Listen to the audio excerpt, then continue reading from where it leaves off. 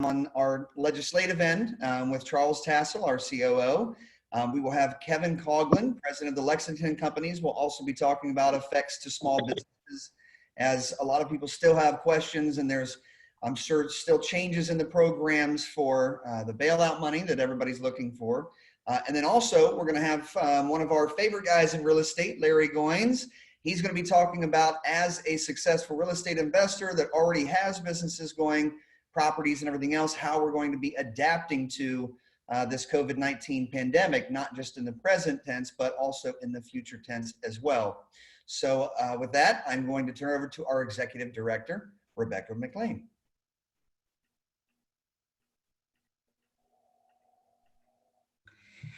Thank you, everyone. And I wanted to say especially a big thank you to Home Depot Pro, as they are our broadcast sponsor.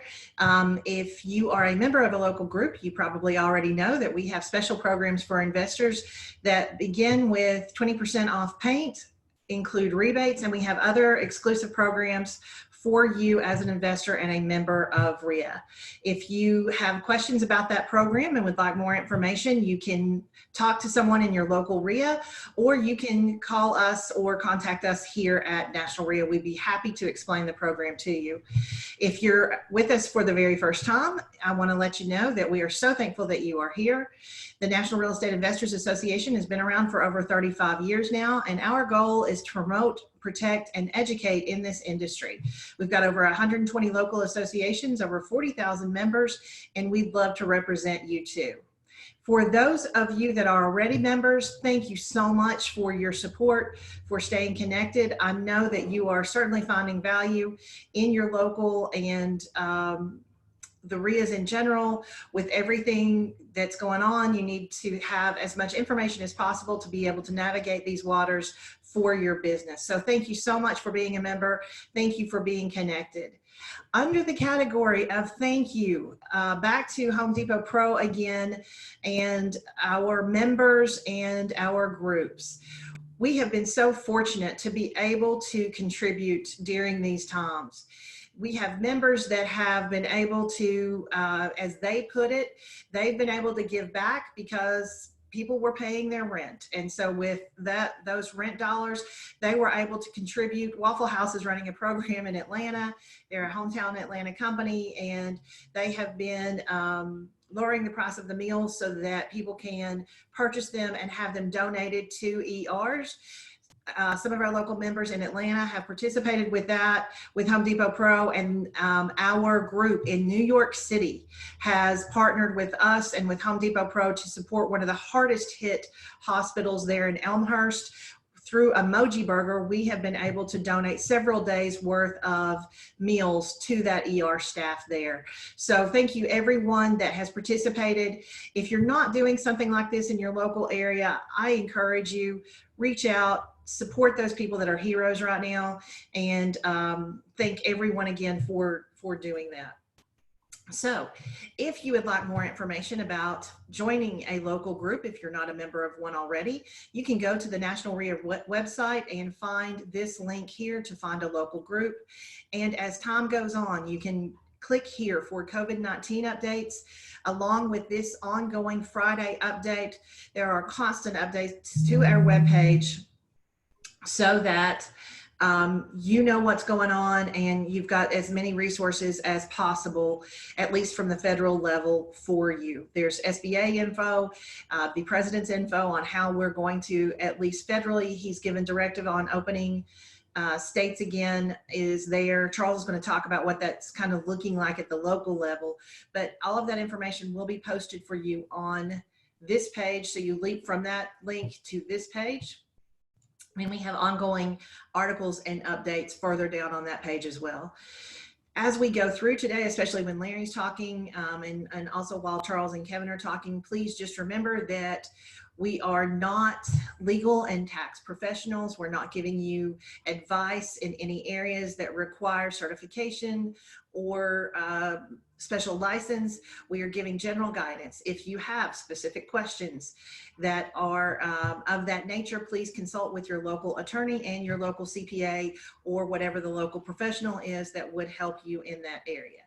So Charles, I know that at this point we have gotten some federal guidelines, but I know that we're also now having some experience with locals and specifically state guidelines that are being rolled out. Can you talk about kind of what that's starting to look like and what people may be able to expect or hope for as this rolls forward?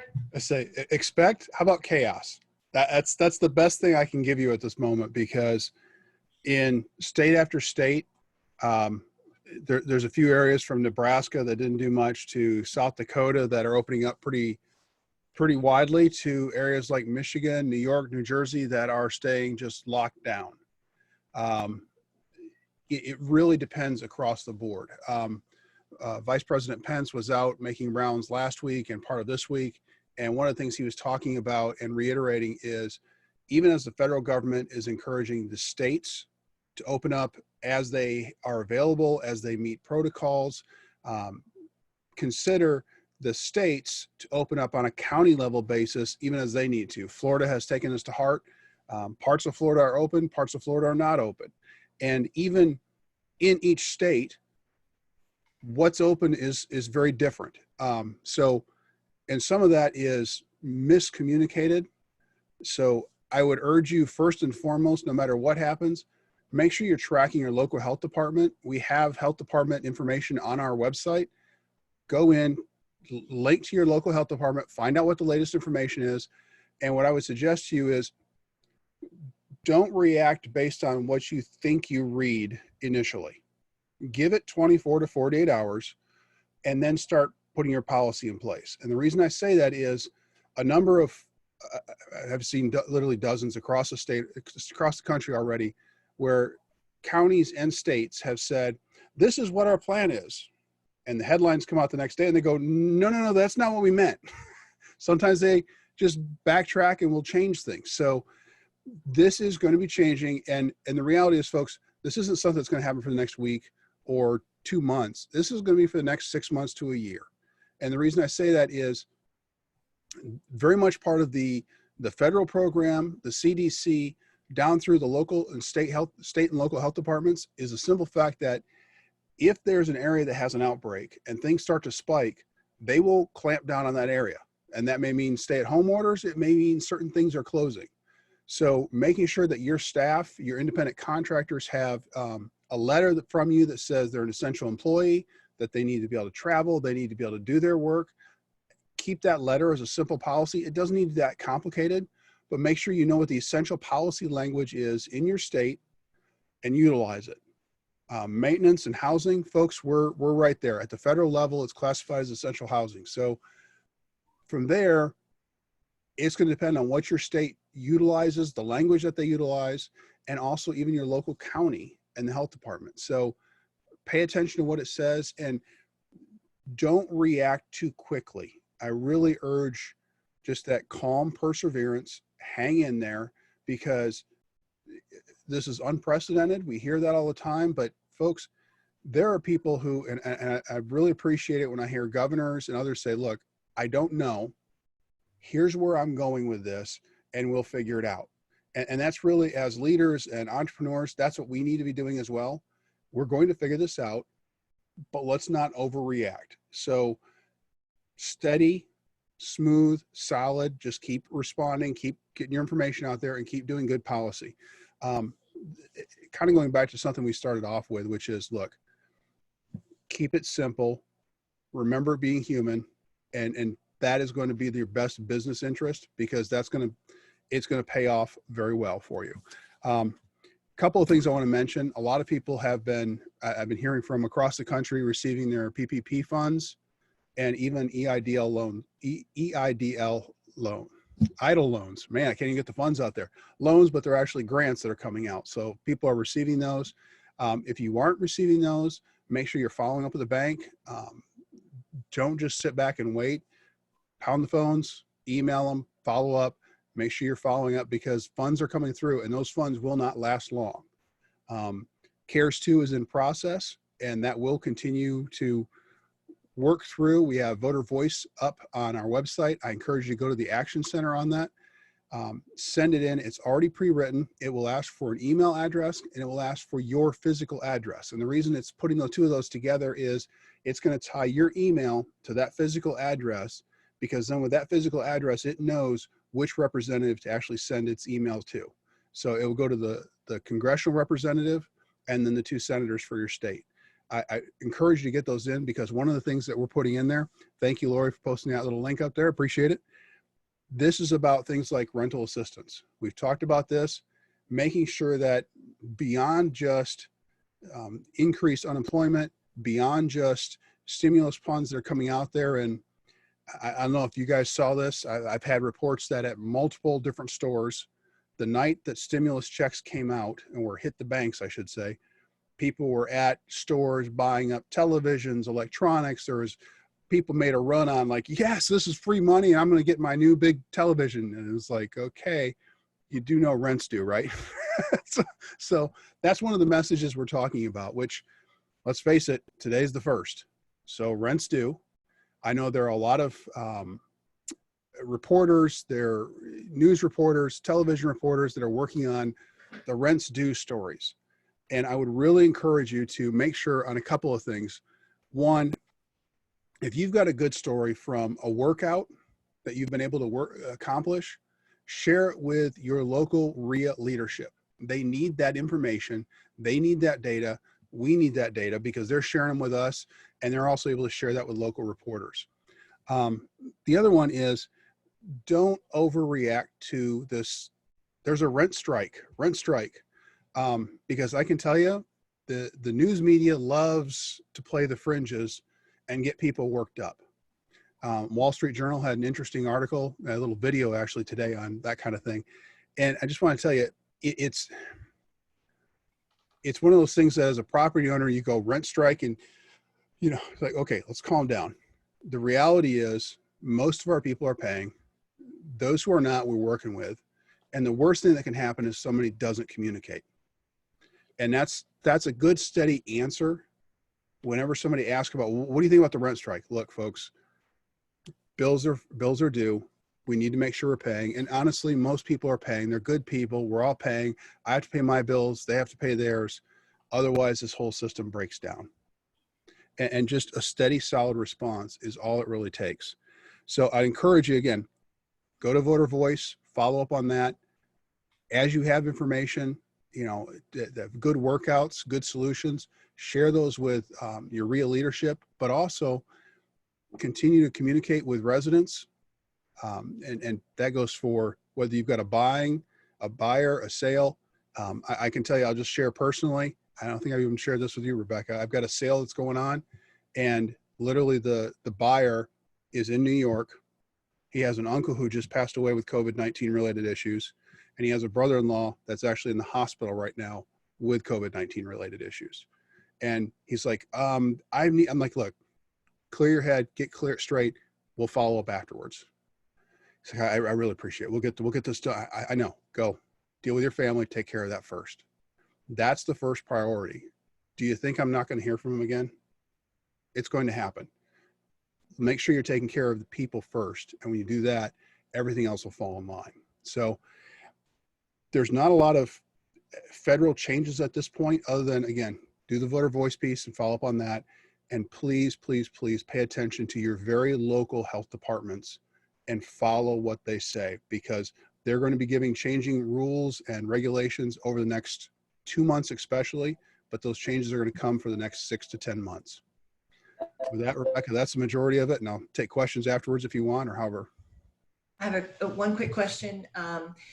With the new regulations that are coming through or releases in some areas, how are people supposed to stay connected locally if either they don't have a RIA in their area or their RIA doesn't have enough staff to kind of keep them informed of eviction changes and whether or not courts are opening and whether or not they're able to file now, or what that process looks like in their area?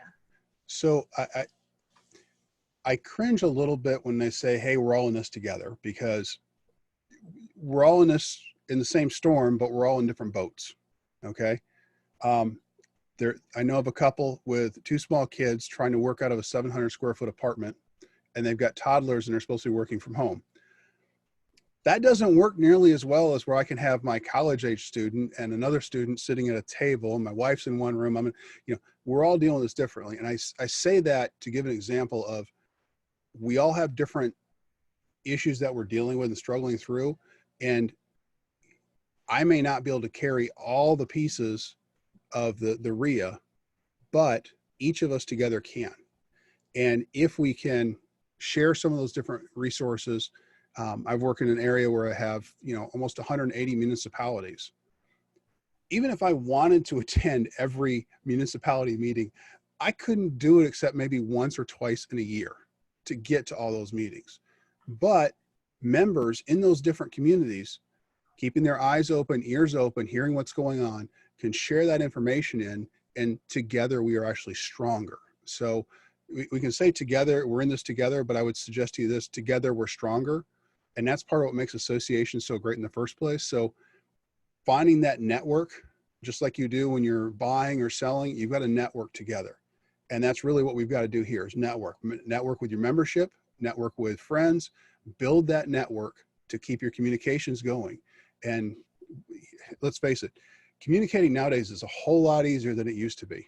I was explaining faxes to the college students, and they were looking at me like, you did what with paper? Why? And it was just, they did not get it. And that was just, I remember that being one of the greatest things. I know I'm showing my age now, but the speed with which we can communicate, don't overlook it. Use that network. That's how we become stronger. Let me ask maybe a little different way though. Good information, but as an owner, and I need to evict someone, how do I find out if evictions are moving forward in my area if they previously have not been? Do I go to the courthouse's website? Do I contact my attorney? What's my best resource for finding out if there are changes in my area to what were previously the eviction challenges? Well, and I think the attorney is part of that network. So when that's my team. So I'm looking for my attorney to provide me that information. I may shoot him an email and say, hey, I'm looking at an eviction, or I may have something coming up. What are my options here? And they may say, hey, there's a moratorium. Nothing's moving until June. They may say, well, you can move something, but it has to be X.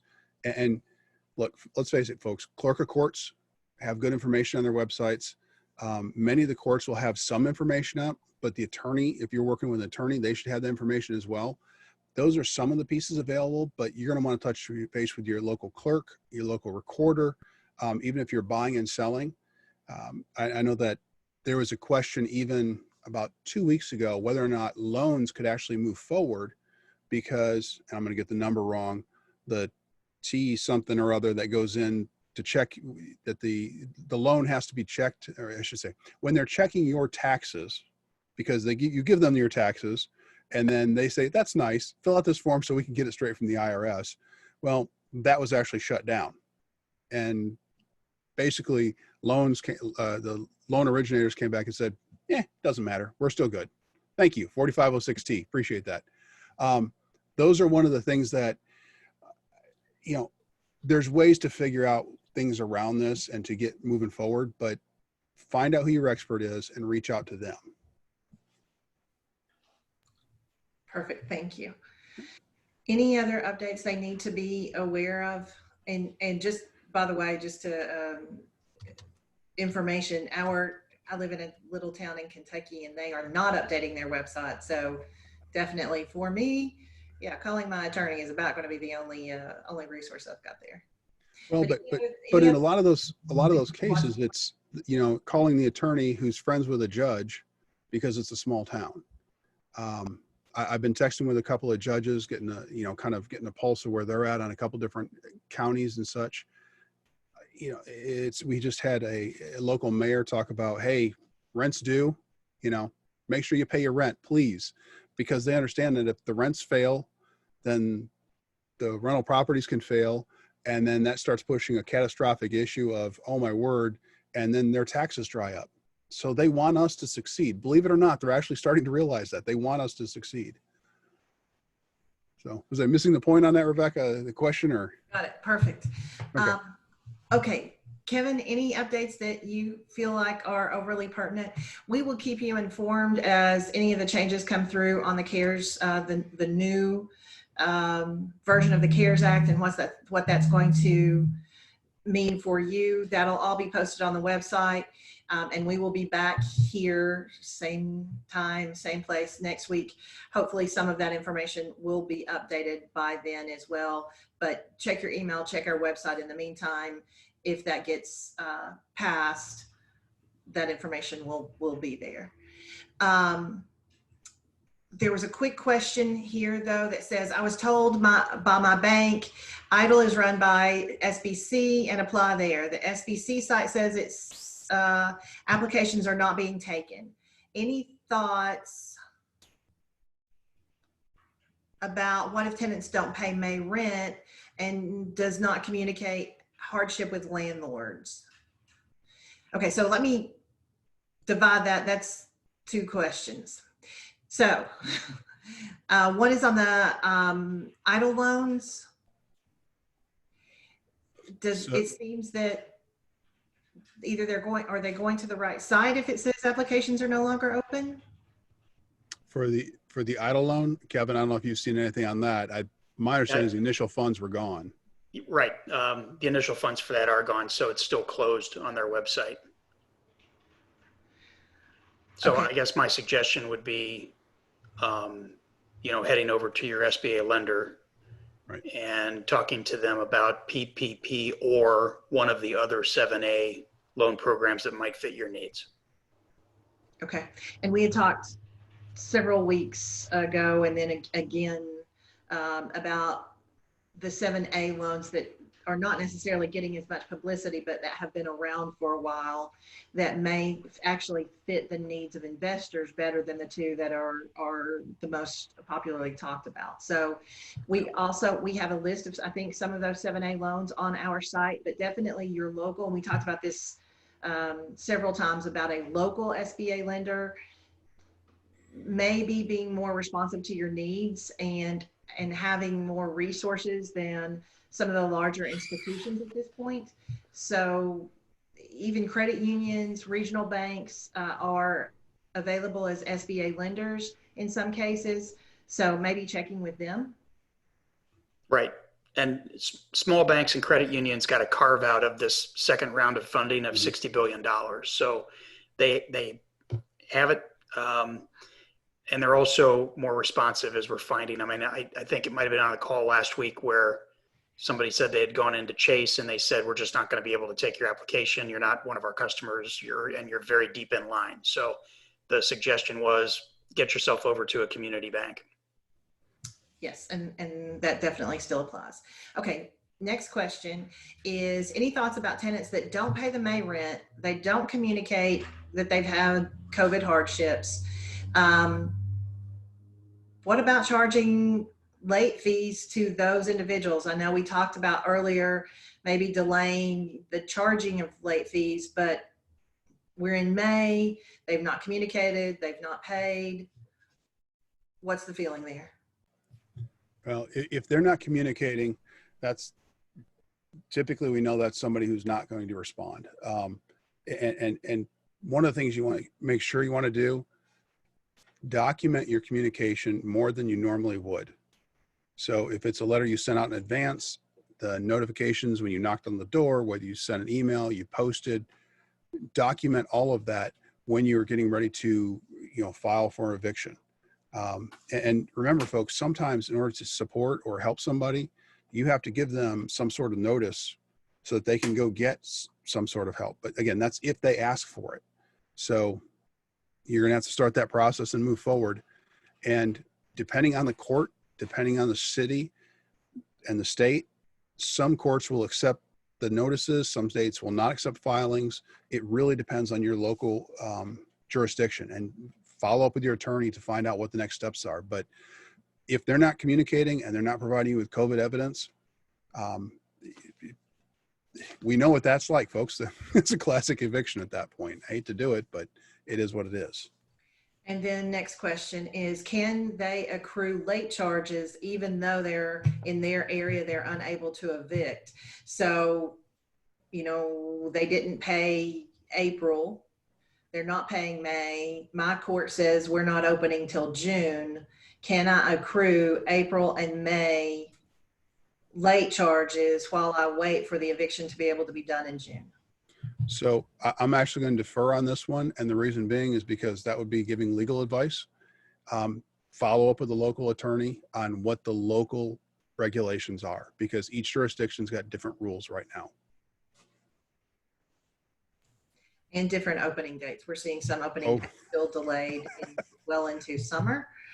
So make sure you're staying in touch with your local experts, Correct. whether that be a judge or a lawyer or directly with the clerk of courts in that area. Yeah. Any other questions about that? If not, we're going to move forward then and talk to our expert in residence at the time, right now, with Larry Goins. Larry has had a business for over 30 years where he has been a real estate investor and has had a large business with multiple employees and transactions for many, many years. And he has realized that he's had to change the way he's doing business right now to operate in this environment with the restrictions in his state and just generally the sentiment of people in general. So we've asked Larry to come on and talk about the changes that he has made to be able to move his business forward, to be able to help people and his clients during this time and keep his employees safe. Larry, thanks so much for being with us. Thank you very much. I really appreciate it. I want to thank you, Rebecca, and Kevin and Ryan and Charles and everybody for, I mean, this is just an awesome thing that you guys are doing. I really appreciate that. Can you guys see my screen, by the way, my PowerPoint? Excellent. Excellent. So I really appreciate you guys doing this. I get up every morning and I run for 3 miles and I'm watching you guys webinars that you're doing. So I get them like a few days afterwards typically, but I do watch them, and I really enjoy it. You guys are really putting a lot of good content and information out there, and I really appreciate it. It's very valuable to a lot of people I know. What I would like to share with you today is just a few simple things. Now, some of these things, we're already been into this for a little while already. So some of these things you guys are probably already doing, already know about. But sometimes it's just as important to be reminded as it is to learn new things. But I'm going to go over several different things, whether you are a landlord, you're a wholesaler, you're doing fix and flips, you're having trouble acquisitions or having trouble with dispositions. So I'm going to go through a few things here and share it with you. And I hope you'll grab something to write on and something to write with and take some notes, because I think it's going to be some really good information that you can get a lot out of. Let's first talk about collecting rent. That's kind of where we were talking about earlier with Charles, and he has some great information. And Charles, I just got to say, man, I really liked what you talked about. It reminded me of a phrase by Truett Cathy: put people and principles before profits. When you do that, everyone profits. So it's all about the person. It's not just about, are they going to pay their rent, right? And I'm in several different masterminds and know a lot of people that do a lot of deals all across the country. And the big thing I'm seeing is they are collecting the vast majority of their rent. Some of them 90, 95, 97% of their rent as much. So, I don't think it's real dire straits, but, if you only have one rental property and that person's not paying, then it's 100% uncollected for you. So, you just never know. But I'm going to share a few things here with you. The first thing is contact all of your tenants right away as soon as possible. Letter, phone. I would not go knock on the door, okay? Because they may freak out about that, right? And that may put them on the defensive right away. But I would send them a letter, and it's not going to be a letter like, are you going to pay your rent? I would just send them out a letter and ask things like, have you been affected? Are you able to still work? Is there anything we can do to help you? Here's what we're doing in our community or with our residents, like Jeffrey Taylor calls them residents as opposed to tenants. So, you want to treat them with respect. You want to ask how they're doing. How's their family doing? Is there anything you need? Is there anything we as a landlord can help you with? And then by the way, do you expect to be able to pay your rent on time? If you need some help or you need to talk to us about it, please let us know. There's some things we can do to help, but only if we hear from you. If we don't hear from you, we don't know any different, right? So you want to encourage them to reach out to you. So you're going to check on how they're doing personally and with their jobs, find out how they've been affected, as I just mentioned, and offer some options. You can get creative.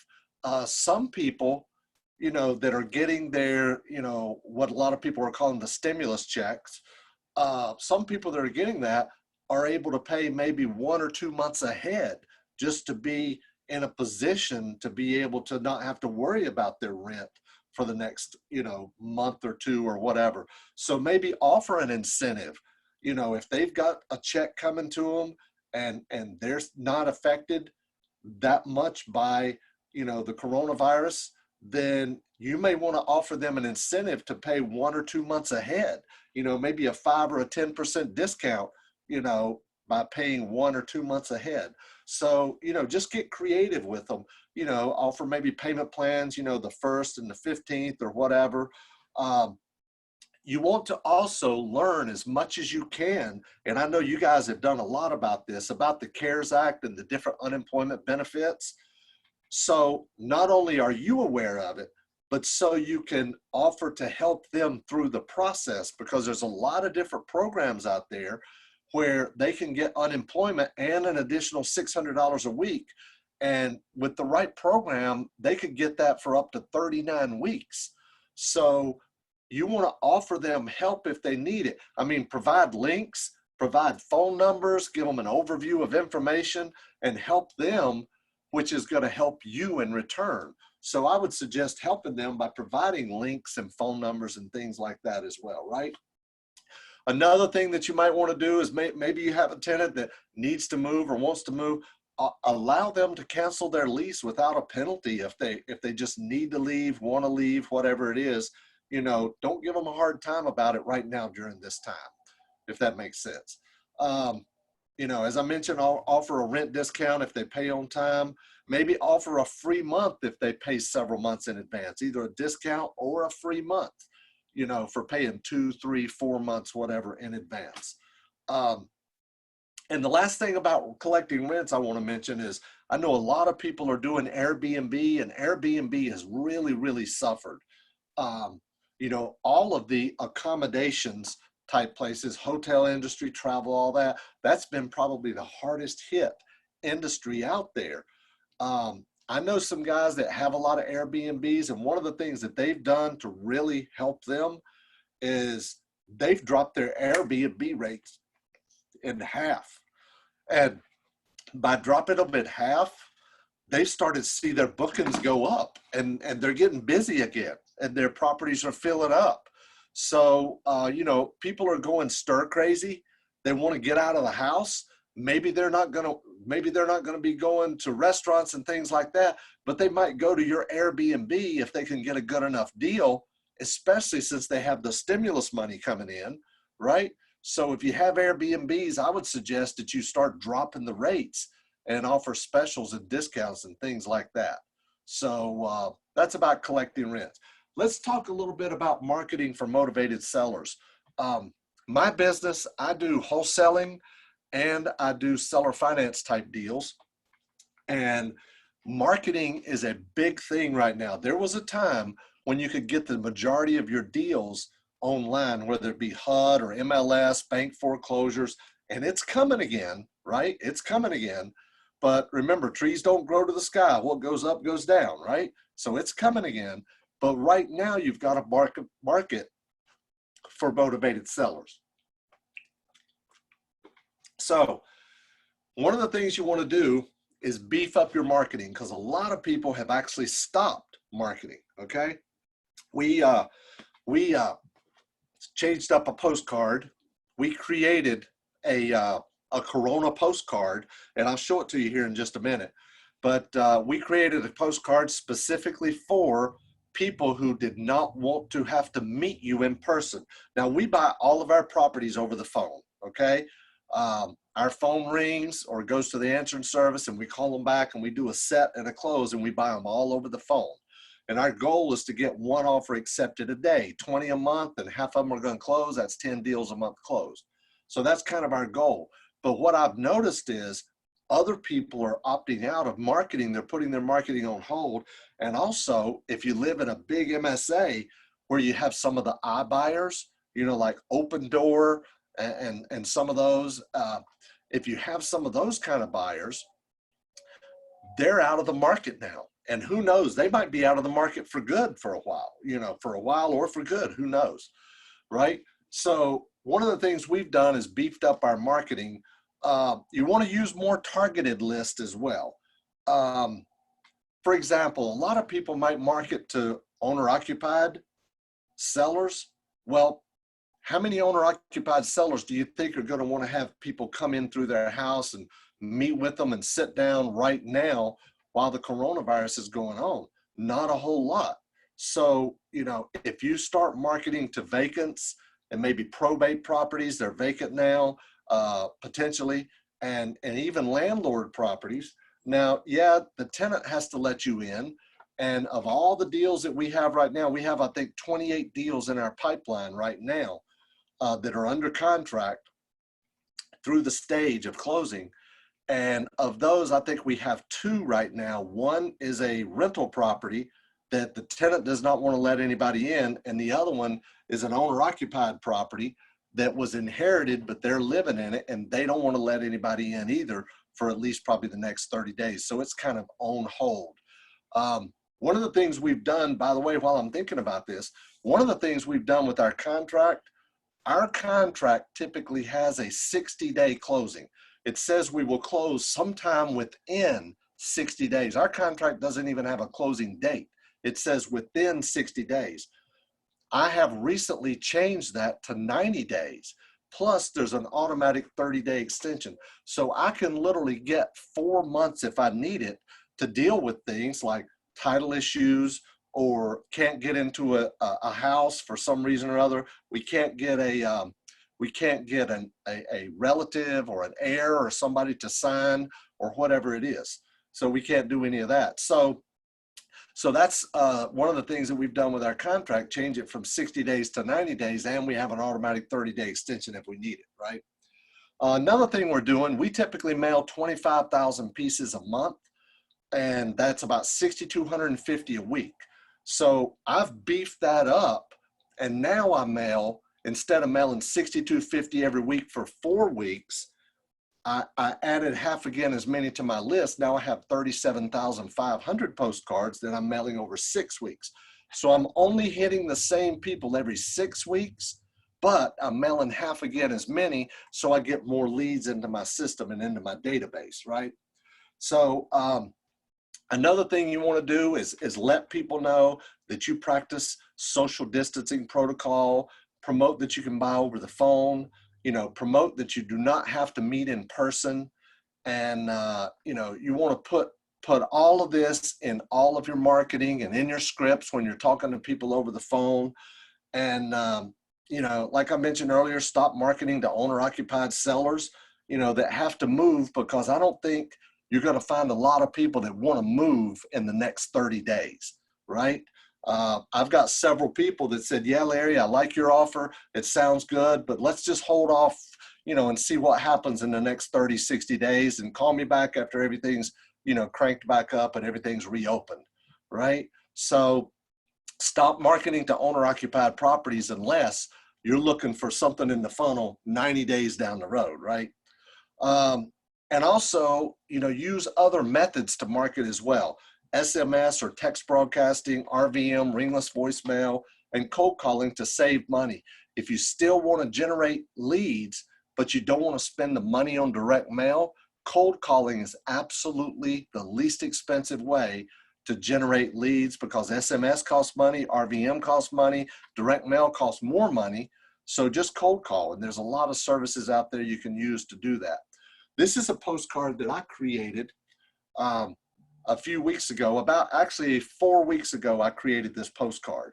And, notice it says, I buy houses by phone.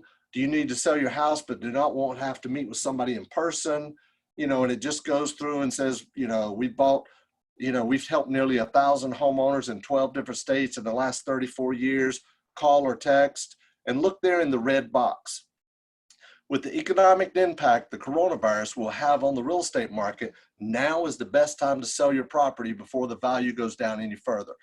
I've been talking to a lot of guys in masterminds that I'm in, and they're telling me they've seen prices in their markets drop anywhere from 5 to 15% already and start to slow down. Now, fortunately, I have been blessed. I have not seen that in my own market. But I buy cheap houses in small towns. Most of my houses are $10, $20, $30, $40,000 houses. And quite frankly, a $30,000 house is always going to be about a $30,000 house, right? It can't go to zero, right? But we tried this postcard and it did okay. It didn't do as good as some of our other ones.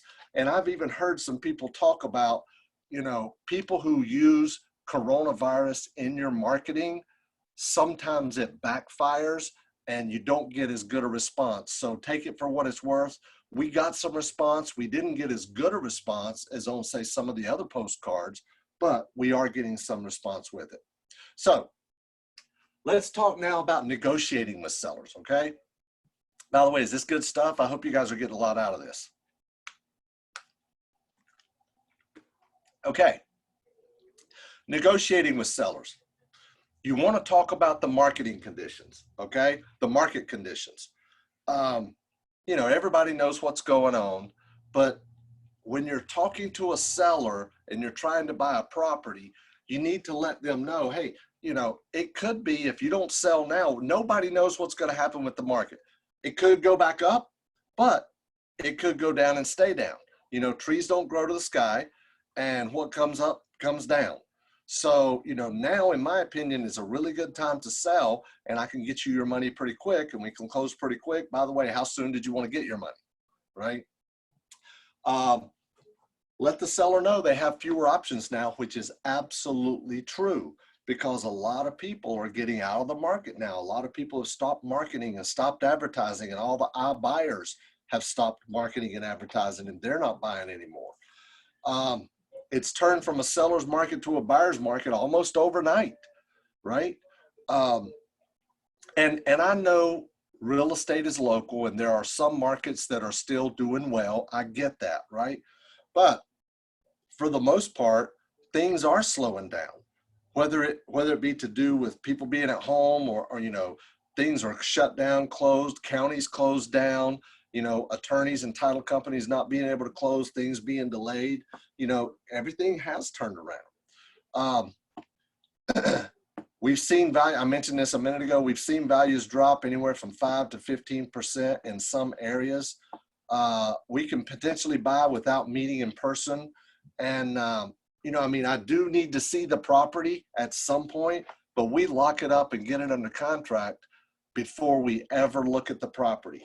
We get it tied up, we have it under contract with their name on the dotted line before we ever go look at the property. And let them know you practice social distancing protocol. If you're going to the house, you want to wear a mask, gloves, maybe even those little booty things on your feet, like, Stanley Steamer uses when they come in your house, some of those kind of things. One of the things that I have done that has worked really, really well is, I'll give a price to a seller and then, I'm not high pressure on the phone. If anything, I'm just the opposite. I say, look, hey, if it works out for you, if it meets your needs, we'll move forward. If not, we'll part friends. It's not a big deal. And then, you guys think about it, talk about it, pray about it, whatever it is you do. And then I'll give you a call one day next week. So when I call them back, I'll say, look, I know I gave you this price. Things are changing. Everything's kind of up in the air right now. I'm a little nervous about it. I tell you what I'll do. I'll keep this price open until Friday at 5 o'clock. Okay, and Friday at 5 o'clock, I don't know that I'll be able to honor this price anymore. And that helps people to get off the fence and make a commitment. So that's one of the things I do is use a deadline, all right? Okay, let's talk about inspecting properties, because whether you go out before you get the contract or whether you go out after you get the contract, somebody has to eventually see the property, okay? One of the things a lot of guys I know are doing, and this is not something I'm doing, but I wanted to share it with you as well, is having the seller take pictures. In fact, a couple of guys I know are actually paying the sellers to take pictures. In other words, hey, look, if you'll go through and you'll take all the pictures of the house, I need every room, any repair areas, all mechanical items, all 4 sides of the house, a street view both ways. You know, it's at least probably 50 to 100 pictures. You know, if you'll do all that, we'll pay you $100 upon a signed contract, okay, to do that. So it kind of encourages them to get paid and to want to go do that work. One of the other things I've seen some people do is use Zoom to have them walk through the house virtually, is get them on Zoom and just have them, like for example, you can have a specific URL that forwards to your Zoom meeting room, right? You can have a specific URL and you don't have to say the meeting ID is this, click on this, type in this meeting ID. You don't have to do that. Just say, go to this URL, go to this website, and it automatically forwards to your Zoom room. And all they're doing is walking around. And when you see something, hey, can you put it back on that spot on the ceiling? What is that, right? And you're talking to them while they're walking through the house. So you can have them walk through virtually and you can get an idea about the condition of the property by having them do Zoom. Now, we all know a lot of our sellers may not be tech savvy, okay? Some sellers, like we have a lot of tired landlords that we buy properties from. You know, they might be 60, 70, 80 years old, and maybe they don't have email, maybe they don't use a smartphone. That's just the way it is, right? So one thing you can do is have somebody meet them at the door with an iPad, right? Open up the iPad, turn on the camera, and show them the button to push. And, you know, you're wearing a mask, you're wearing gloves, you've got some alcohol wipes, you're wiping down the iPad, and then hand it to them, say, will you walk through and take pictures, right? So you can give them the iPad and you stand outside and let them go take the pictures, and then they bring them back to you at the door, right? So it's just a way to help keep it simple where if they're not tech savvy, they could still do that, right? Another thing you could do is pay a realtor to go take pictures for you and maybe even do a CMA. I know some guys that they'll pay $75 to $100, maybe $125 to have a realtor go out and do a CMA and take pictures of the house both inside and out and give you a little report on the condition of it, right? One of the things that you could do also is do a virtual tour for really nice houses. And I'm going to talk about this in a minute when we talk about selling them too. But doing a virtual tour, especially on houses that are 200,000, 250, 300,000 plus, you want to do really nice pictures and a really nice video virtual tour to be able to market those as well. You know, and like I said before, if you're meeting face-to-face to do an inspection, just wear mask, gloves, and those little things on your feet, right? So let's talk about selling houses in today's market, okay? Selling houses in today's market. Pretty much everything you did to inspect the property, just about everything you did to inspect the property, you can do when you're showing the property as well. You can show them virtually instead of having the seller walk through with Zoom, you know, especially if it's a vacant property, you can walk through with Zoom and have all your buyers, you know, send out an email to your buyers list or people you have interested, say, hey, I'm going to do a virtual showing at 3 o'clock on Friday afternoon. Go to this website and it forwards to your Zoom login, and then you walk them through the house and you got people asking questions, right? So you could do a Zoom live, create a virtual tour video. There's a lot of companies out there that use those as well. You can use Matterport. Matterport is a site where they do virtual tours, virtual videos for really nice houses, like 3D renderings of the floor plan and all that. A lot of realtors use it with higher end type properties, and offer the buyers incentives. You know, if you're retailing properties right now, especially if it's a higher price property, I feel like you need to offer some incentives, you know, whether it's paying the buyer's closing cost or buying down the buyer's rate for 1 to 2 years. Rates are already very, very, very low, right? And they're going to be low for a little while. So, but you could buy down their rate, and that opens up your buyer pool. Let me tell you what I'm talking about. Let's say a buyer could only qualify for a $1,500 a month payment, okay? They could only qualify for a $1,500 a month payment. But your house, if they put whatever it is, 5, 10, 15, 20% down, maybe the payment is going to be $1,650. Well, that's going to knock that buyer out. But you could buy down their rate for 1 to 2 years with their lender and get their payment below $1,500, which qualifies them for the loan. Not only that particular buyer, but think about it. If you offer to buy down the rate, right, for anybody that wants to buy your house, you just widen your buyer pool to a lot more people, okay? So think about that, buying down the rate. Builders do it all the time. Builders, you know, you'll see ads in the paper of builders talking about a $300,000 house, and you're like, how in the world can they get a payment this low for a $300,000 house? That's because the builder is buying down the rate temporarily, 1 to 2 years, to help that buyer qualify for a loan, right? Because the anticipation is this buyer is going to, through promotions, raises, whatever, they'll be able to handle the payment without the buy down in a couple of years, okay? So another thing you can do is offer to carry a small second mortgage. Maybe you have, let's say you have a $300,000 property that you're retailing, and you've got a buyer that can only qualify for, you know, an 80% loan, right? Which means they got to put $20,000 or 20% down, or $60,000. Well, maybe they only have $35,000 to put down. You could carry a 10% second mortgage as long as the lender is okay with it. You could carry a 10% second mortgage, and then they could put their $30,000 down. They have $5,000 for closing costs, and it's a done deal right there, right? So that will also help people to be able to buy your properties as well, and to be able to close on those deals. And one of the things that I do when I used to retail properties, I don't retail properties anymore, but a lot of buyers, when I would offer that, they would say, well, yeah, but what are your terms going to be? Here's what I tell them. I say, I'll give you the exact same terms that your mortgage lender gives you, whatever it is. If it's 30 years at 3.5%, I'll do it. Whatever it is, it doesn't matter to me. The only thing is, I would like to be paid off in about 5 years, so we'll do a 5-year balloon, okay? They're like, oh, okay, so the payment on this is only, you know, whatever it is, $140 a month, right? So they really, really like that, and that really helps to sell some properties, okay?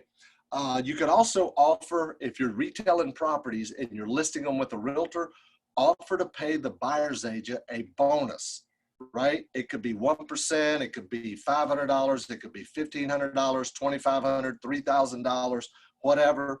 What's going to happen then is agents are going to see the houses that have a bonus, and they're going to show those houses and encourage their buyers to buy those houses before they would somebody else's property, because they know they're going to get a bonus. And typically, you know, depending on your broker in charge, but typically a bonus to the buyer's agent goes directly to the buyer's agent. It doesn't have to be split with the broker in charge. Typically, depending on your agreement with your BIC, your broker in charge, right? Another thing that I see, not only sellers, wholesalers, and retail sellers, as well as agents are doing, is they're giving buyers a lockbox code to view the property themselves, like maybe a trackable code. There's lockboxes out there now, which you can send somebody an app with the code to open it up for a one-time viewing.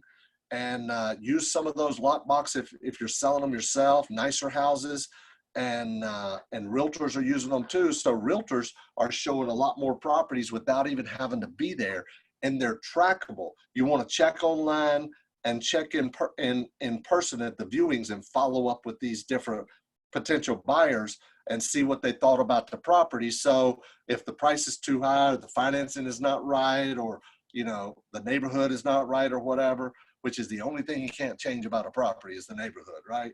But find out and get feedback from them, and find out exactly what it is that they think about the property, and you can determine how to put the deal together. So that's about all I got, guys. I hope you really got a lot out of that. We did, Larry. Thank you so much. I have a couple questions and comments for you. Sure. First of all, Wall Street Journal reported today that Wells Fargo has now decided they're going to cut back on their HELOCs. So even they are agreeing with you that they believe the market is changing and that it's might not be the best time for them to assume risk. So that's one of the things that can be pointed out, of course, as you're talking with the buyers. The market is changing. Second of all, we talked about lock boxes when Jeremiah Hines was on, when we were talking about virtual leasing. So either refer back to that video, or Lori does have,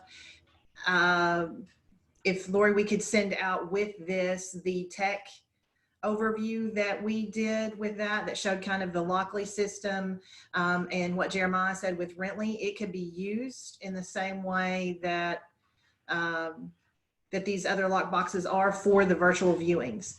And then Larry, a question from the audience is, can you please explain a little more the process of buying down the rate? Sure, absolutely. So when lenders make loans, okay, they have their interest rate, all right? And to keep it simple, let's just say the interest rate's 5%. We know they're lower than that, but let's just say it's 5%. Well, sometimes lenders charge points as well. 1 point equals 1% of the loan. So if it's a $100,000 loan, 1 point would be $1,000, okay? So lenders allow you to do what's called buy down the rate. A temporary buy down. It could be 1 year, it could be 2 years, it could be 3 years, or 4 or 5, whatever, right? And they will tell you how many points it's going to cost you to buy that rate down for 1%. For example, they might say for every 1.5 points, we'll reduce the interest rate 1% for 1 year. So if it's a $100,000 loan, I, as the seller, could pay $1,500, 1.5 points, to reduce my buyer's rate by 1% for 1 year. If I wanted to do it 2%, it'd cost me $3,000. If I wanted to do it 2% for 2 years, it would cost me $6,000, right? So think of it like this. The banks look at it as prepaid interest. I'm paying them money up front to lower the interest rate for 1 or 2 years. And they typically do call it prepaid interest, but it's just buying down the rate. And they'll tell you how many points it's going to take to buy down the rate for how long, for a specific amount of time, for how many points, or how much interest rate. Thank you. We really appreciate that. Sure. Thanks for being on. I think people really appreciated seeing kind of the things that you're doing to help move business along during this time. Things are going to continue to change. So we'll all stay connected and kind of give pointers on that. Also, we had another question on the rental side. They live in a district where they have teachers that are looking to potentially move in, and they were asking, if it looks like schools are not going to start or are going to delay, should they be concerned about renting to teachers? And my answer, guys, chime in on this, is a couple things. One, teachers are going to eventually teach. Two, virtual classrooms. I don't know about the area that person is in, but certainly virtual classrooms are a thing here in Kentucky and Ohio, and teachers are being paid to conduct classes in those virtual classrooms. And my other comment would be, who else are you going to rent to? I mean, if teachers are not going to be paid. I'm not sure that you're going to find a lot of other people that are going to find employment that's moving forward in this economy.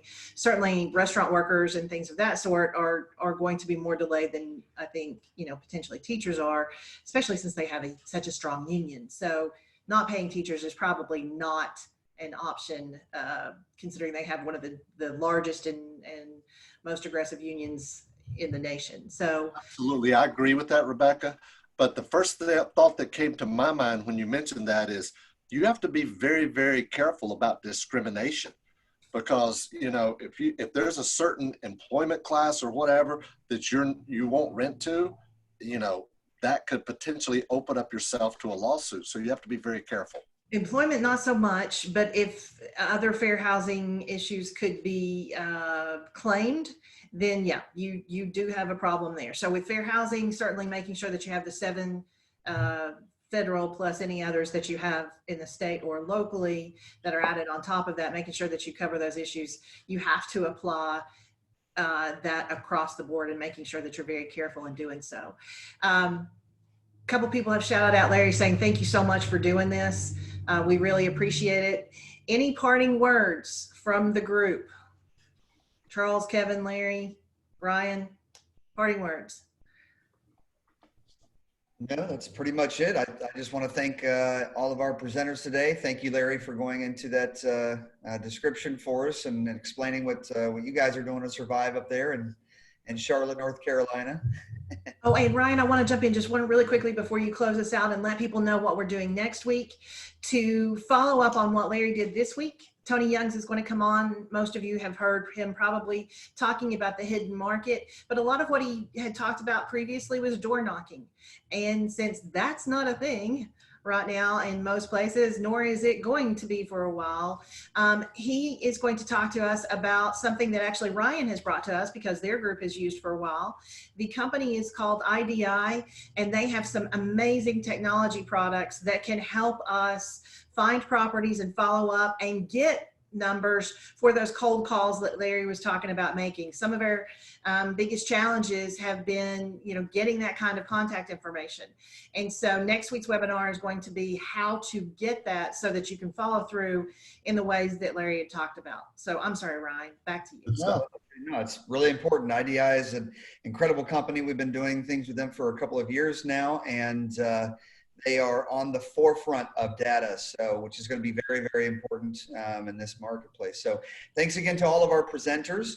And as always, for putting all of this together today, we want to thank Lori Hudson, our Director of Operations, Rebecca McLean, our Executive Director, and the rest of the team at National RIA. I'm Ryan Coleman, President of National RIA, and we will see you guys next Friday at 4 p.m. Eastern Standard Time.